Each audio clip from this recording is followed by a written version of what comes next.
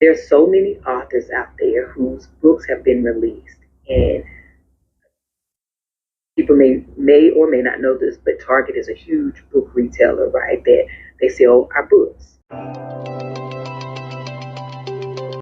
And so, because of the boycott, many of our Black authors' books did not sell well because people were not purchasing the books because they're sold at Target. This affected their sales. It affected their ability to be on the New York Times bestseller list. But the bigger issue is that it also affects the next deal opportunity for them to write another book with their publisher, right? So I want us to be mindful. I know that we say that, there's a boycott happening, give us a direct link where we can support you. Please do support.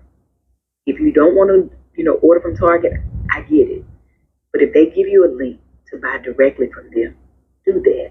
If they say, okay, it's available on Amazon or on Barnes and Noble or independent bookstores, purchase from them. Because if not, they may not make their numbers. They may not get their next book deal.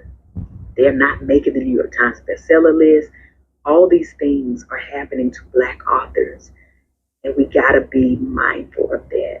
Especially a lot of them are first-time authors, and now these numbers are not reflecting what is their truth, right? They're talented writers with beautiful stories, and they're being affected by this, something that they did not do, right? None of us did this, right?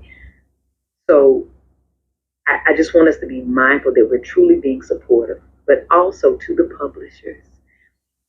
Please don't look at these numbers right now and think that um, these writers, like, this is their sales. These are not a true reflection of their fan base or, of their writing. It's just that we are in a real boycott and they are being affected. So they're destroying their own people's cells while trying to destroy Target, who pushes their people's cells and makes their people very successful at what they do because of Target selling these folks' books, clothing, or whatever it may be that they're selling at Target. This makes no sense to me whatsoever.